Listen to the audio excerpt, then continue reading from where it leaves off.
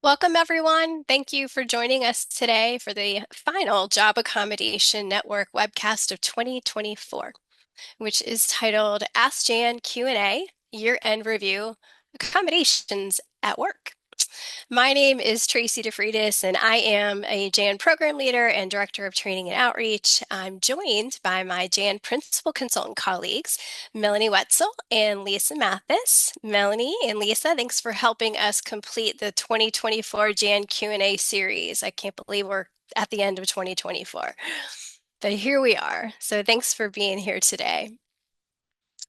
Now, this year-end review, Accommodations at Work training, it explores some of the key developments that have shaped disability employment practices throughout the past year. Our discussion will center around changes in the landscape of workplace accommodation and inclusion and focus on Americans with Disabilities Act, ADA, and Pregnant Workers Fairness Act, PWFA, and other evolving job accommodation topics. Also, Jan's Situations and Solutions Finder will be introduced as a powerful tool for exploring scenarios of accommodations at work. The webcast is 60 minutes in duration. Now, quickly, for those who are unaware of the Job Accommodation Network, or JAN, we are a free national consulting service that was established in 1983, and we're considered the leading source of expert and confidential guidance on workplace accommodations. Serving customers across the United States, JAN provides workplace accommodation solutions, trusted accommodation process strategies, and practical guidance on the Title I employment provisions of the Federal Americans with Disabilities Act. JAN is a service of the U.S. Department of Labor's Office of Disability Employment Policy, or ODEP. Our central office is located in Morgantown, West Virginia at West Virginia University. So that's just a little bit about us before we jump into our content today. Now, as I mentioned earlier, we are going to explore some of the key developments that have shaped disability employment practices throughout the past year. Of course, we only have 60 minutes, so we did pick a couple of topics to cover. Many of you probably know that navigating Pregnant Workers Fairness Act accommodation requests and managing telework accommodation requests have really been a central part of the landscape due to one, the finalization of the PWFA regulations, and then, of course, the rise in return to the workplace initiatives to reduce or eliminate telework. So we're going to explore these topics briefly, and then, of course, open the floor to any questions on these and other interactive process and accommodation matters that you'd like to ask about. We'll also talk about the important role that and the benefits of providing accommodations and introduce everyone to a new AskJan.org feature, the Situations and Solutions Finder. And finally, we'll close with some additional Q&A time. So we have a lot ahead of us, so let's go ahead and jump right in. We'll start with navigating the Pregnant Workers Fairness Act accommodation requests. We know that the PWFA went into effect in June of 2023, but the Equal Employment Opportunity Commission's final regulation, also known as the final rule, and the interpretive guidance issued with it were published in April of 2024. And of course, those took effect in June of 2024. So there was a lot going on around the PWFA in the past year. To help answer PWFA questions, EEOC did issue several PWFA technical assistance resources, including a summary of the key provisions in the final rule and what you should know about the Pregnant Workers Fairness Act. So one of their WISC resources that has been incredibly helpful. In brief, the PWFA, it does require covered employers to provide reasonable accommodations to qualified employees or applicants with known limitations related to affected by or arising out of pregnancy, childbirth, or related medical conditions, unless, of course, it would pose an undue hardship for the employer. So that's just sort of the basic premise for the PWFA. After the release of the final regulations, JAN, of course, realized an increase in inquiries from JAN users related to workers with pregnancy-related accommodation needs. Some of the common questions we've received over time have centered around some common themes. So, for example, whether telework, reduced work schedule, or removing an essential job function are considered reasonable accommodations under the PWFA. We have questions about whether an interactive process is something that's required and also how to engage in the interactive process under this new law. Whether reasonable accommodations can be or must be supported by medical information and whether an employer may request this type of information under the PWFA.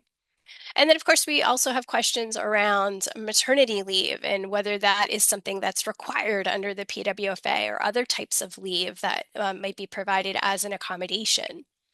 And finally, whether lactation related needs fall under the PWFA.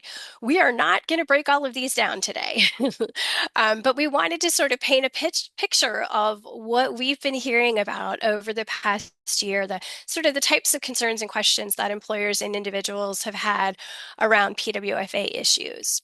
Now, of course, Jan does not provide legal guidance or detailed technical assistance regarding the PWFA, but we can refer to information available from the EEOC to help answer some PWFA questions. So, for example, that what you should know about the Pregnant Workers Fairness Act resource that I mentioned and the interpretive guidance. Often referred to as Appendix A to Part 1636. And so these are good resources, good go-to resources for answering questions around the PWFA. Jan can look to this information, but we're not going to interpret the law. We're not going to do anything like that. We can offer accommodation solutions, though, and practical strategies for engaging in the interactive process to ensure that workers with pregnancy-related limitations can remain in or return to the workforce. So that's certainly something we can be here to assist with.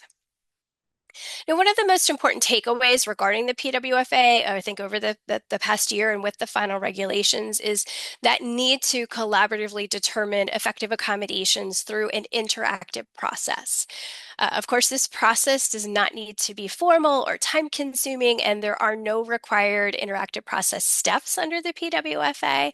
I think for a lot of people, we've become familiar with what an interactive process looks like, usually under the ADA. But even under the PWFA, there's not really a formal process that you must go through. In many instances, the appropriate reasonable accommodation may be obvious to either or both the employer and the employee with the known limitation. So that interactive process could be a brief discussion, for example. It doesn't have to be complicated. In fact, EEOC says the request and granting of the accommodation can be a single informal conversation or a short email exchange. So I think the idea here is that we should be talking with one another and working toward solutions in order to provide accommodations and to achieve that through this process in working together. Of course, the employer can guide the interactive process conversation. You do want to make sure you approach the conversation with empathy and an open mind and ensuring that the employee feels supported in that process. We do want to build a collaborative dialogue and find solutions together. And to do that, we need to actively listen to each other, seek common ground, and show mutual respect in that process. And that process really kind of involves openly discussing things like specific aspects of the job that may be difficult and focusing on job functions rather than getting into the nitty-gritty details about the pregnancy. So let's kind of stay focused on what needs to be accomplished and how do we go about doing that. The individual will often identify specific accommodations that might be needed, but of course, both parties can and should work together to explore and suggest possible accommodation solutions. So I think, we want to keep in mind it's a collaborative process. We're going to work together. The goal is to find solutions. Now, when navigating the PWFA, EEOC does suggest that employers remember certain things. So, one, to train people leaders on the PWFA, focusing on first level supervisors and managers because they're most likely going to be those who would receive accommodation requests or recognize the need for an accommodation. So we want to make sure they're trained in the PWFA so they know what to do. And we want to make sure that they are trained how to respond appropriately and not retaliating against someone for requesting or using an accommodation due to their pregnancy. Also, once it's known that an accommodation is needed, we want to initiate that interactive process, right? So employees and applicants, they can work together and employees, of course, can request accommodations without specific wording. An employer might need to ask someone to kind of clarify what specific accommodation is needed and how do you think that that accommodation will help you perform your job duties. So we can kind of, again, keep that focus there. And of course, we want to respond promptly and provide easy accommodations, either what the person is requesting or some other effective accommodation solution. So remember things like restroom breaks, a stool, water, food at a workstation. These are typically easy to provide and really aren't going to require a whole lot in terms of engagement in that interactive process. So make sure we're providing easy accommodations. And also remember, limitations may be minor or may be associated with an uncomplicated pregnancy. PWFA does not require complications or that the worker be substantially limited in order to qualify for accommodations. We're kind of, that's a sort of a shift from ADA, right? So just kind of keep that in mind. And we want to work to accommodate limitations at any level. So again, not being substantially limited. And accommodation needs may change as that pregnancy progresses or maybe as the employee recovers from childbirth or the related medical condition improves or gets worse. So there may be a need to return to the interactive process to make adjustments to accommodations over time. So it's not sort of a, we just provide one accommodation and that's what the person's going to need forever, or at least the term of the pregnancy and beyond. But we want to make sure we're coming back to the accommodation process as it's necessary given any changes that occur. Of course, for more detailed information about navigating those PWFA accommodation requests, we do suggest consulting the EEOC's What You Should Know resource on the PWFA because they do a really good job of sort of anticipating the types of questions that employers and individuals alike might have around the PWFA and really just ensuring that we can engage with one another and provide accommodations as needed. And of course, Jan can be a partner in that interactive process by working with you to explore accommodation solutions. So do contact us for free consultation. You can visit askjan.org and see our A to Z on pregnancy for information and resources and more on types of accommodations. Keep in mind that every situation should be case by case, and we're here to help explore accommodation solutions. So that's just sort of a quick overview with the PWFA and kind of what we've been hearing about and what's happened over the last year and why we're seeing an increase in those types of inquiries. So I think we'll go to Q&A next around that topic or others. So this is a good time if you have questions. They don't have to be PWFA related, of course. This just is a sort of a natural stopping point for us here to ask for any questions you might have. But we do have, it looks like we may have some coming in around the PWFA. So we'll go ahead and throw those out here. Team, are you ready? Let's do it. All right, let's do this. Okay, so let's see here. We have a pregnant employee asked for full-time telework before she delivers the baby. It looks like she still has 5 months left of her pregnancy. Can I ask for medical documentation? And do I need to grant this request? So it looks like this is a two-part question from where I'm reading it. Okay, let's talk about the medical documentation, I guess. What are we thinking here? I always, whenever an employer calls about PWFA, I always want to remind them we're not necessarily talking Americans with Disabilities Act. You do want to process these as two separate entities. And Pregnant Workers Fairness Act, PWFA, does have a different threshold of when we can ask for medical. It's a lower threshold. And this is from the interpretive guidance. If you're going to ask for medical, it of course needs to be reasonable, but they've outlined 4 or 5 different reasons that you should not be asking for medical. Like if it's obvious, if you already have sufficient medical documentation, we shouldn't be re-asking for medical. If it's one of the predictable assessments that they outline in the law. So you really want to be careful when we're asking for medical. And like Tracy has kind of explained, just have a conversation with the employee. Hey, what do you need to get the done to medically, but also to get the job done? It's that collaborative effort. Um, so I would be careful about asking for medical. Take a look at that, what you should know about the PWFA. But also another thing to keep in mind is if you have a telework policy as part of your company policy or company process, if anyone can telework for any reason, don't make this an ADA or PWFA issue. Just let them gain access to company policy. Don't have them, it's called like the hoops theory. Don't have them jump through additional hoops to gain access to what everyone is afforded as a perk of employment or benefit of employment. So kind of look at your company policy, see what you already have, and then if you feel like you do meet those thresholds of asking for reasonable documentation, you might be able to move forward. Okay. Yeah, that's great, Lisa. I agree. That's awesome. I mean, I just want to kind of go back to what you said earlier and having that conversation. What do you need? Why do you need this? Help us understand how is telework going to help you in this situation or benefit you or enable you to continue to remain in the workforce and performing your job duties. So I really like that. Lisa mentioned that PWFA, that the WISC document, and you want to consult question 16 for a really good breakdown related to information that can and cannot be asked under the PWFA. So it's a good idea to do that. Okay, let's see what else we've got coming in here. Here's one. An employee went out on medical leave for pregnancy complications. They gave birth. They took their full FMLA and state PFL as well. In total, it looks like they've been out for 6 months, and they've now issued a note from their healthcare provider stating postpartum complications, and they're wanting to extend their absence 2 more months. It looks like they also added they've filed and were denied short-term disability for the extension. So the question is, how would the Pregnant Workers Fairness Act and or ADA apply in this type of situation?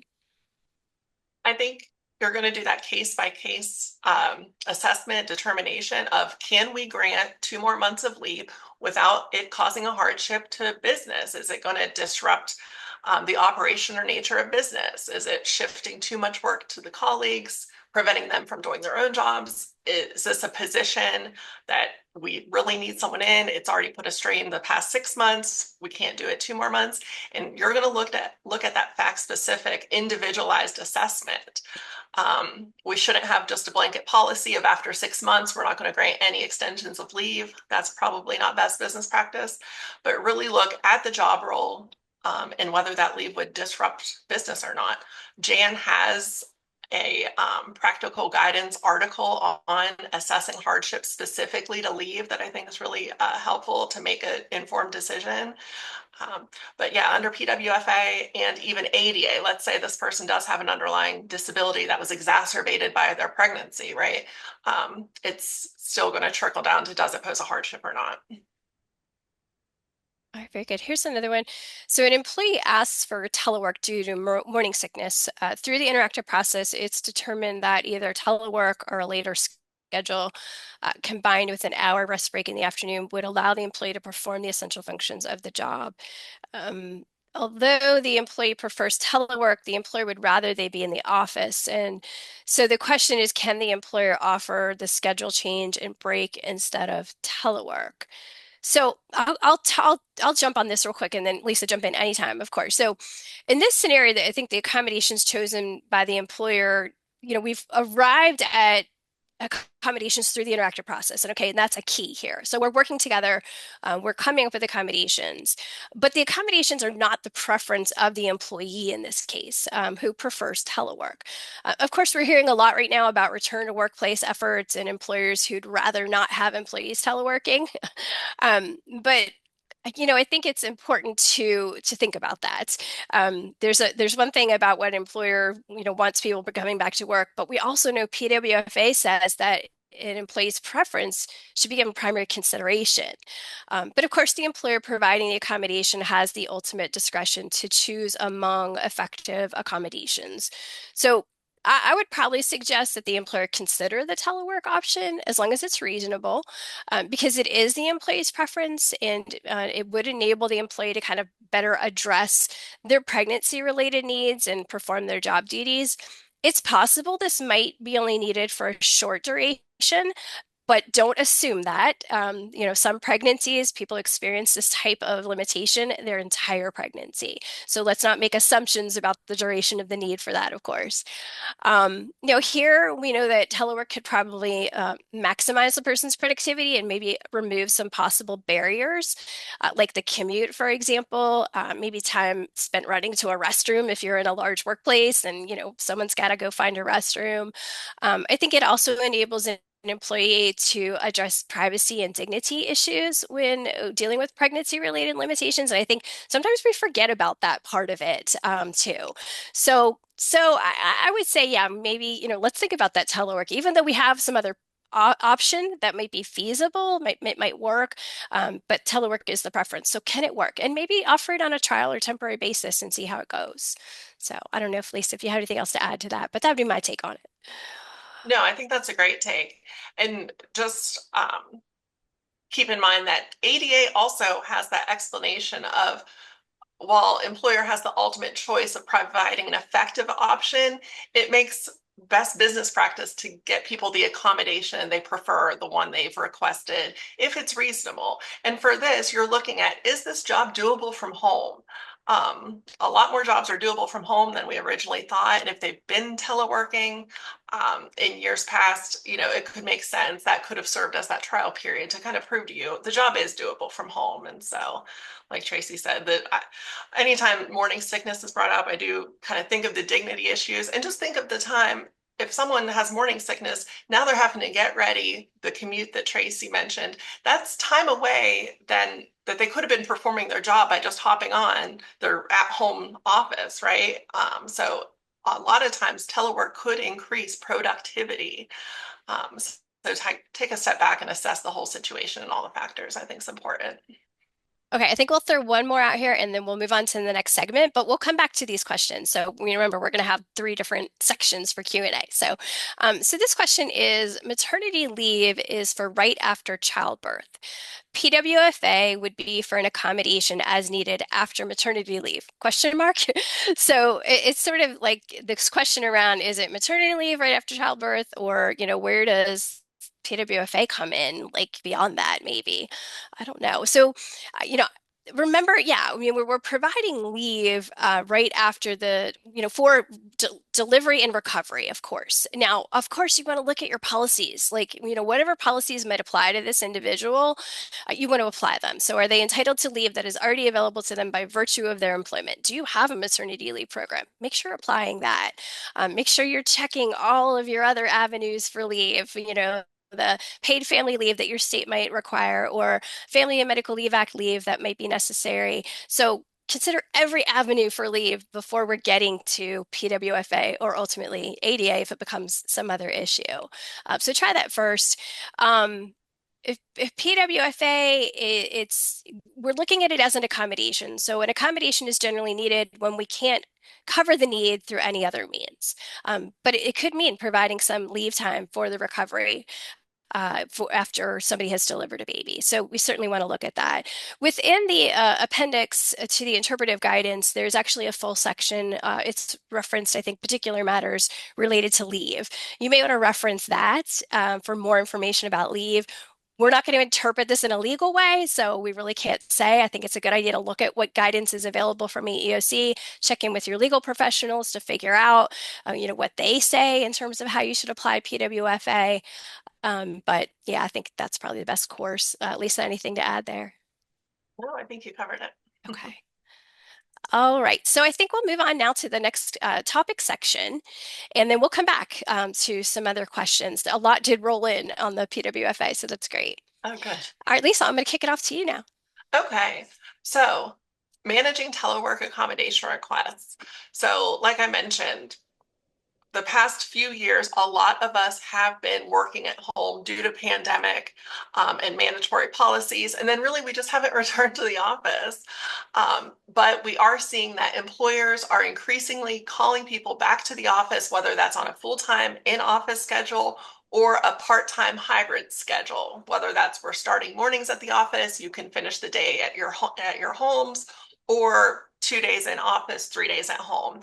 There's a lot of creativity with these hybrid telework schedules. So this continuing shift in the work environment, it's creating a lot of tension because the past couple years, we've all kind of adapted our lives and realized telework is helping me manage my disability better. It's minimizing exacerbations or flare-ups.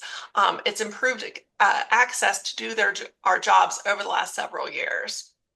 So it's these workplace flexibilities have increased productivity, quality of life, and stress management. But with the request to bring people back on site that we're seeing, a lot of employers are feeling overwhelmed because now they're kind of getting bombarded with lots and lots, tens and hundreds of, I want to stay at home. I don't want to return to the office due to XYZ. A lot of these remain at home telework accommodation requests. Here at Jan, us consultants, we're talking telework every day, all day, it seems like. And it's really each team. It doesn't matter whether it's Melanie on the psych team taking it for stress management, or I'm taking these telework requests on the motor team because somebody with a motor impairment is having a hard time commuting from their home to the main office now.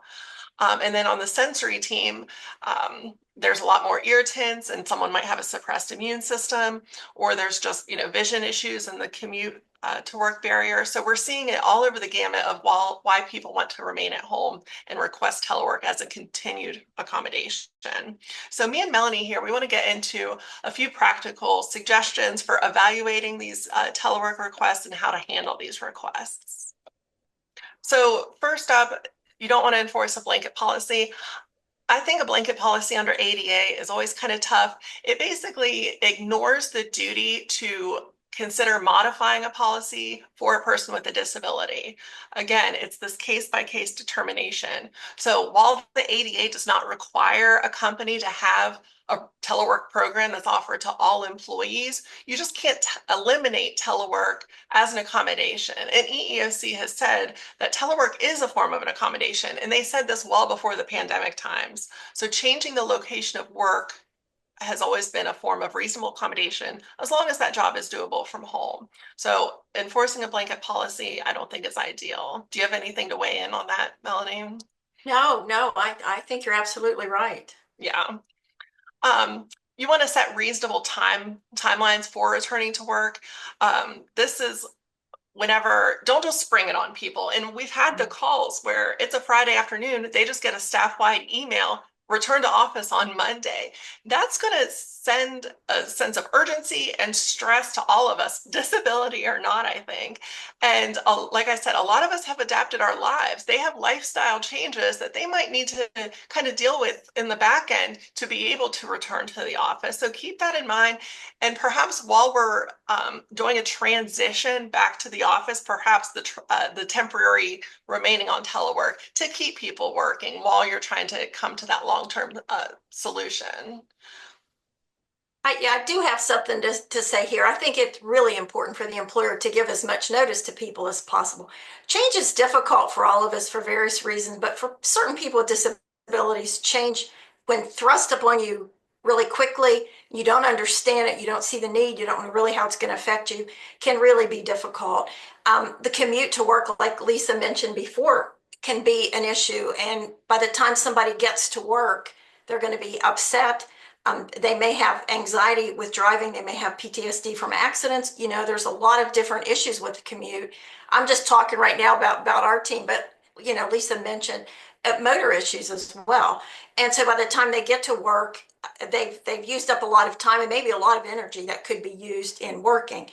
And I also think we've seen examples of where they've been forced to go back to work and they can't. They cannot make that adjustment that quickly. And so they've needed to take leave, or they've needed increase in medication, which is never going to be good for anybody, or their performance starts to suffer. And so if you can alleviate that by announcing way ahead of time and allowing people to remain at home while they're working, if that was successful, and if it wasn't, it should have been addressed before this point, and letting them adjust to that while you go through that process to determine and keep employees productive, because really that's what it boils down to is are the employees being productive?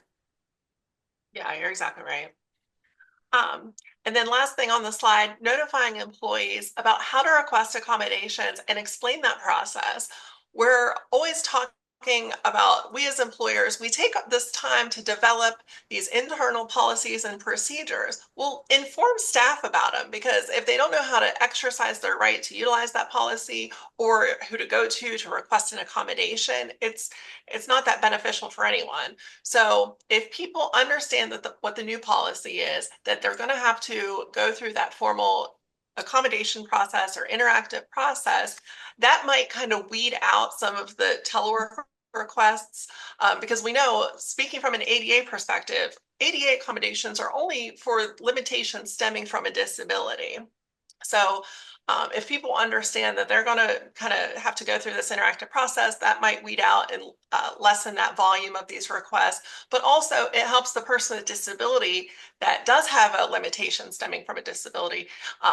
They understand the proper channels and who to go to make a formal request and ask for telework as an accommodation.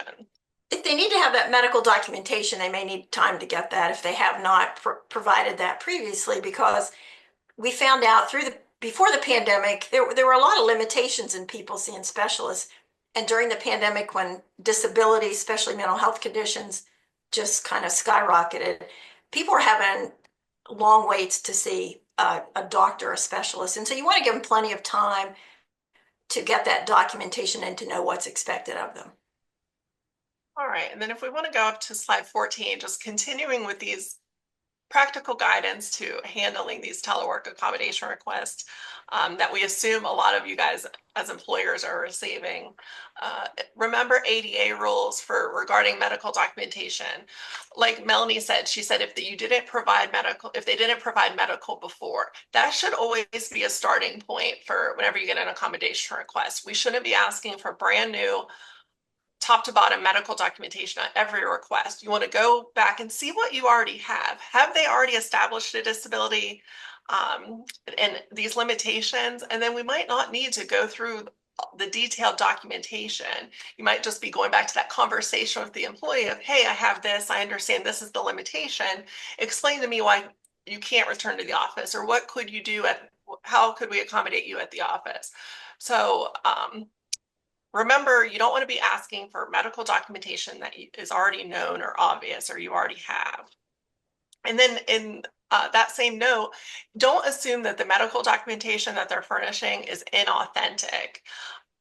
We're hearing more and more, like Melanie mentioned, about getting to the specialist, but there seems to be a disconnect between the medical providers and getting these ADA forms filled out. Are you seeing that, Melanie? Oh, yeah. I think a lot of doctors aren't really sure. I don't think they've had training. They're not sure. And some of those medical forms that the employers send are long and involved. And I think the doctors aren't sure how much to provide. They don't know if it's going to threaten the individual's job. And so they hesitate to do that. And so I think a lot of times they're more willing to provide a note, like on their own paperwork, that is a little bit more maybe general and brief than all the questions that the employer has. Right. And so that's important. You don't want to just ignore the doctor's note. That should be used as a starting point for medical documentation. If you have continued questions about how this will help them perform a job task, we could go back to that provider and fill in the gaps, but don't just deny something because they didn't bring back your employer letterhead filled out. Doctors, they're busy. They don't have a lot of time to fill out 16 pages of ADA paperwork. And that might be kind of broad and overreaching in some cases. And we have seen cases where employees will submit a note that is not on letterhead, that is not signed, and the employer's not really sure, did the doctor do this or did the employee do this? And so it is okay to go back and get some to authenticate that, to say if it really did come from a doctor. Yeah, you can get that verification of, did you fill this out for this patient, my employee. Depending on what you're asking the medical provider, there of course is HIPAA rules, and you might need the employee to sign off to speak to their doctor. And we do have, of course, we have all types of things on the website. We're always adding to the website an article about HIPAA and how that overlaps with getting ADA appropriate documentation. And then last on the slide, you don't want to rely on pre-pandemic circumstances when making an accommodation decision. You want to focus on the present, focus on the current, what is in front of you. Someone might have acquired a disability in the last, we're going on 5 years. A lot could happen in 5 years. Exactly. They might have acquired a disability, or we've established better supports at home to mitigating our disability that we've always had, but we were able to, hide that whenever we were going into the office. So things could have changed on behind the scenes. So don't just make an assumption. Lisa was fine coming into the office every day in 2019. Why can't she anymore? There could be a lot of change in variables that are at play now. And so take present day and make that informed decision. A lot of employees were never allowed to work from home or forced, however we want to look at that. And they really found out that they could, with cognitive and stress, anxiety, cognitive issues, they really found they could manage their symptoms a lot better from home and have control over their interruptions and their lighting and their sound and all kind of things. And so I always say if they've been productive, really concentrate on that, because again, I said that before, but it really seems to me we should concentrate on, is the employee getting the work done? And if that work's being done well from home, why change that? Right, exactly.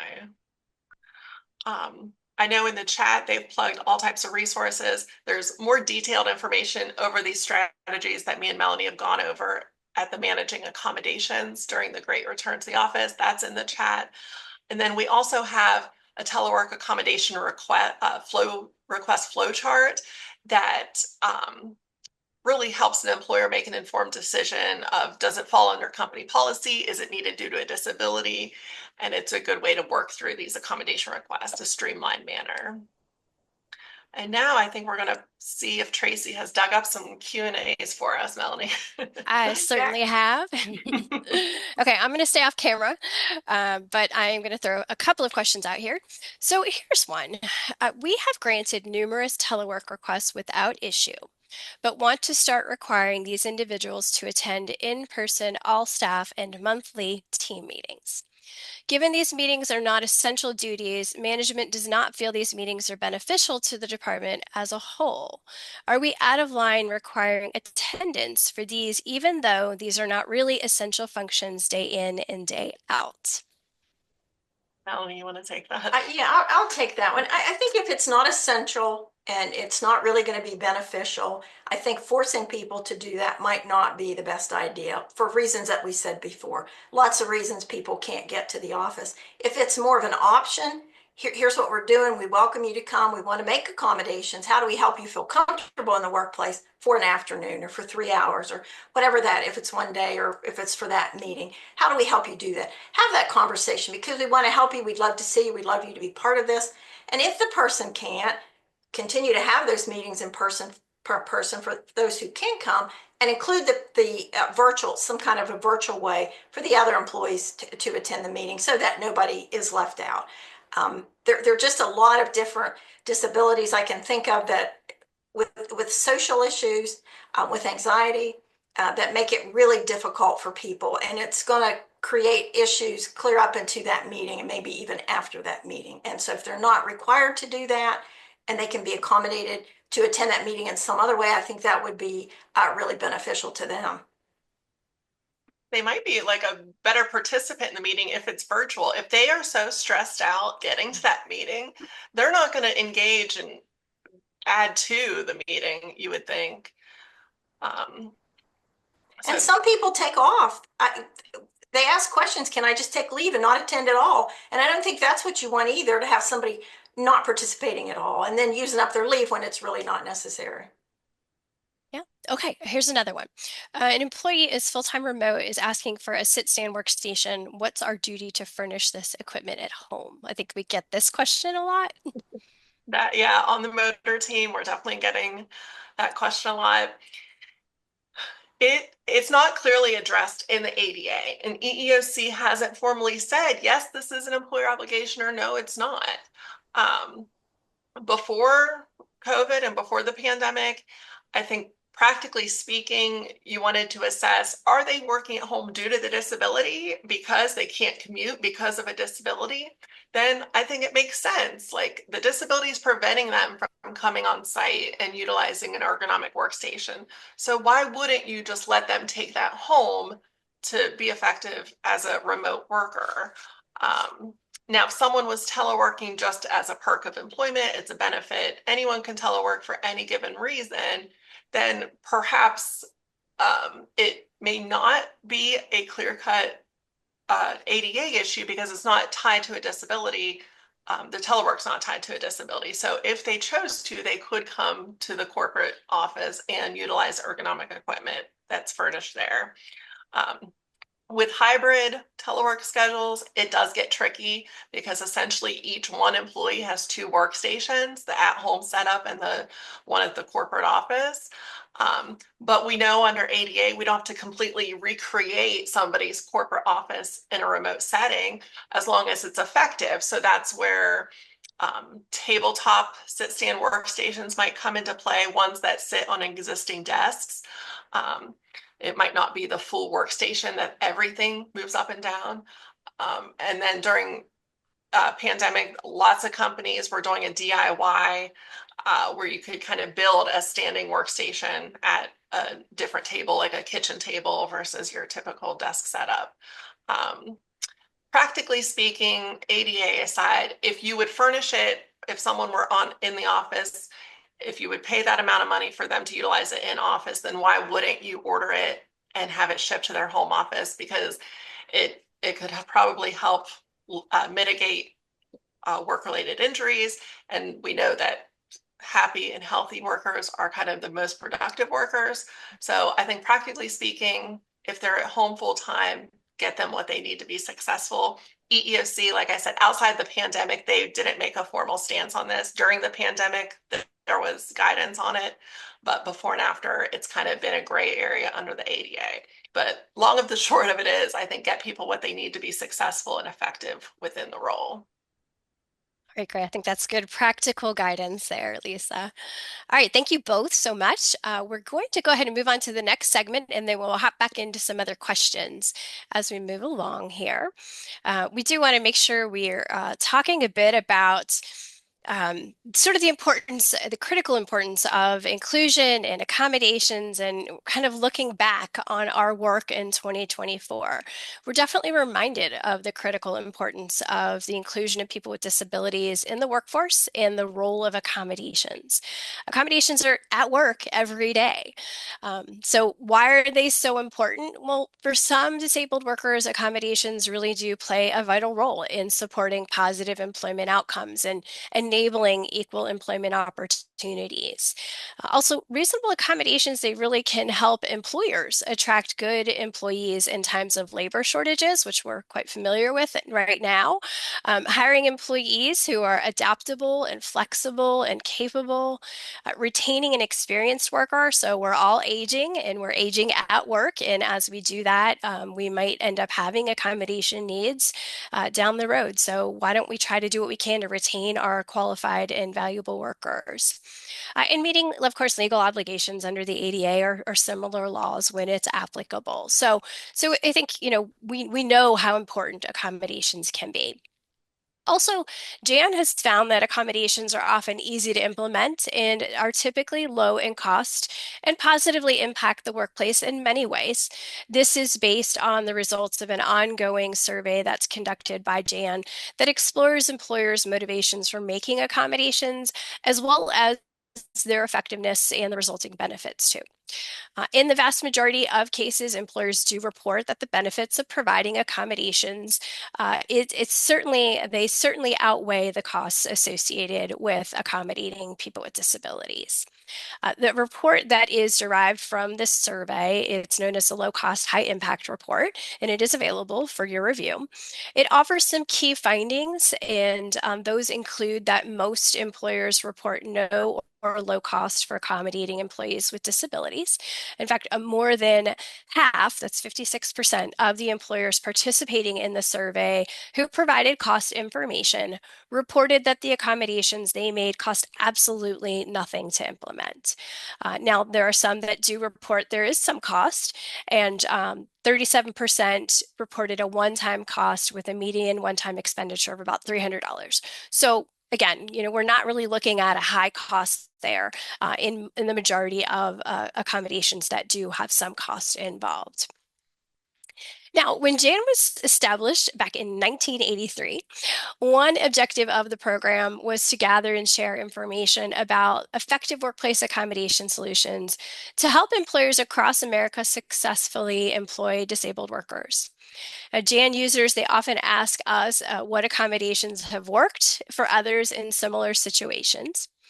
This Situations and Solutions Finder is a new AskJan.org feature that provides access to more than 700 accommodation scenarios shared by JAN users that employers and workers with disabilities can explore. So we're putting this information out there so for the benefit of employers and individuals so they can see what's happening out in the world of accommodations. Now, the Situations and Solutions Finder, it draws on information collected from JAN customers. JAN receives this information from customers who choose to participate in that survey that I mentioned. So those who are willing and voluntarily provide feedback, usually in an email through that survey, or just emails that they send back to us with feedback, which is also very helpful. Participating employers do represent government agencies, diverse industry sectors that might be in healthcare, manufacturing, service, wholesale, retail, all sorts of industries. And of course, can span from very small employers to global corporations. Within the Finder, various disabilities and health conditions are represented. So you'll find sort of a lot of different options in terms of looking at scenarios that you might be able to relate to. Users of the Situations and Solutions Finder, they can filter to find scenarios based on disability, limitation, and or occupation. So on the next slide, let's take a look at that. This slide shows the Situations and Solutions Finder filters. So that's sort of the section of the Finder that you can search on. Here you can enter a keyword and or select from the disabilities, limitations, or occupations drop-down menus. There you can then search the Situations and Solutions database by inputting that information. Now, multiple keywords and filters can be selected. You can use the toggle to narrow your search results to only those that contain all selected keywords or filters, or you can broaden your search to results that find those that contain any of the selected keywords or filters. So we give you options for looking for that information. Keywords and filters are added to the box below once selected, and then after the filters are selected, you just want to click Find Results. And so then the searcher will go through the database of the information that's input there to find those results, and you'll get a really hopefully a lot of different examples of these scenarios. Also, just want to note that the search results, they may be copied using the copy filters link, or they can be saved as a PDF. So you have easy options for sharing your search results with others, which can be really helpful, I think, for managers or supervisors who are less curious about or looking for ideas, individuals who might be interested in, what certain accommodations are happening in certain types of industries. So it can be a great way to find that information. The scenarios included in the Finder are examples of accommodations that were made by customers. Of course, not all examples in the Finder will be effective for every person or workplace. Of course, accommodations are unique to each individual, but of course, common patterns do exist, and this Finder is just really here to be a tool to assist employers and workers in assessing their options. Also, the examples in the Finder do not imply any specific condition is an ADA disability. So we're not saying that. We are just providing information based on various types of health conditions that have been reported to us. It is important to note that the Finder is not a comprehensive resource for accommodation information. So for answers to any specific questions or about workplace accommodations, we certainly encourage you to contact Jan directly for that free one-on-one consultation, or use our A to Z resources at askjan.org to do your own searching for accommodation solutions too. So we're excited about this new finder. We're using it too. So you do want to kind of get out there and start your search for accommodation scenarios using that situations and solutions finder. Just go to askjan.org. You'll find it very quickly in our announcements box. It's also in the navigation menu on the homepage and the various secondary pages too. So easy to find, easy to use. We hope that you enjoy it, and we look forward to your feedback on it too. It's certainly been fun pulling it together, and we're real excited about it. All right, so it's sort of an example, we're putting that information out there to kind of let you know accommodations are at work, they're working, and they are enabling people with disabilities to perform essential job duties and receive equal employment opportunities too. So with that, I think we have time for a few more questions if y'all are open to that. Okay, Melanie, I'm gonna throw this one to you real quick. It's sort of a spin on you mentioned earlier uh, something around people not being able to go to a specialist and maybe having some difficulty getting the information they need. This is wondering, what do people do when they can't go to a specialist? Are there some other ways that an individual can provide information to support their accommodation request? Do you have any ideas? Yeah, sure. I think if the employer has any information about previous disability documentation, that's good. Therapists, the EUC says that the employer can expect to have it from the appropriate medical professional, and that's pretty open. So does that really mean a specialist? Does it mean a psychiatrist or psychologist? Can it be a therapist? Can it be a family practitioner, somebody who knows the employee? Maybe spends more time with the employee than a specialist would and may have a better idea of what that employee needs. And if the employee needs something quickly, like let's say leave, and they can't get in to see a doctor, can the employer take their word for that? Can they see changes in the employee and understand, yes, they are having, let's say, a mental health issue right now, and we really want to provide them with leave. And we could do that temporarily until they can get that documentation, maybe from their family doctor. It's just not easy. I mean, I've been sick for quite some time with a effects of virus, and you can't get in to see a doctor. It takes weeks sometimes to get an appointment, and they say, oh, well, we'll see if we can squeeze you in, and they can't. And so I think employers really need to be as flexible as possible. If they see an employee who really needs an accommodation, can they provide it temporarily until they get that documentation? Okay, great. So we haven't talked a lot about leave yet, but leave is often an issue that we discuss on a daily basis. So here's a question related to leave. Can an employee request leave as an accommodation if the employee's accrued leave and FMLA eligibility has not been exhausted? So they have accrued leave available. Am I following this? Correct. Okay, so ADA leave typically is after company policy or company leave isn't no longer an option. So you could probably have an employee go through their accruals before exploring ADA, because right now they're just needing to access company leave. This it's not necessarily ADA. Check wage and hour for FMLA, because if someone's eligible for FMLA, that can get hairy if you don't exercise it. Jan can't provide detailed guidance on FMLA, so talk to your wage and hour on FMLA implications. But if someone has accrual, technically they might not need an ADA accommodation of leave just yet. It's whenever we run out and exhaust all company leave, state, local leave, FMLA, then we're exploring additional leave under the ADA if they have a disability. What about indefinite accommodations of needing a flexible schedule or being able to leave whenever they need to? What other options could an employer assist with because this doesn't seem reasonable? So I think maybe the topic of indefinite accommodations, how can we address that? I think you want to find out more information, like exactly what does that mean? We get a lot of questions, and the employers say, I don't know what this means. And I'm like, I don't know what that means either. How flexible is it? And can the employer can set more parameters? Yes, we can be flexible, but only to this degree. You can't come and go as you please. EEOC guidance talks about that. Employees, you don't have to allow employees just to come and go as they please, especially if if they're leaving work undone or work that falls onto other people, clients' needs aren't being met, that kind of thing. And they're no longer reliable. Employers want to have work done. They want to plan how that work's going to be done.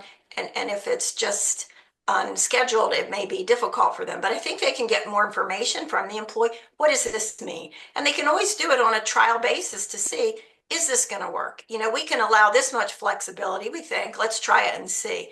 And if it turns out to be more and it doesn't work, then you go back and you say, hey, that did not work. Or if it works, let's continue that for as long as we can while it is effective.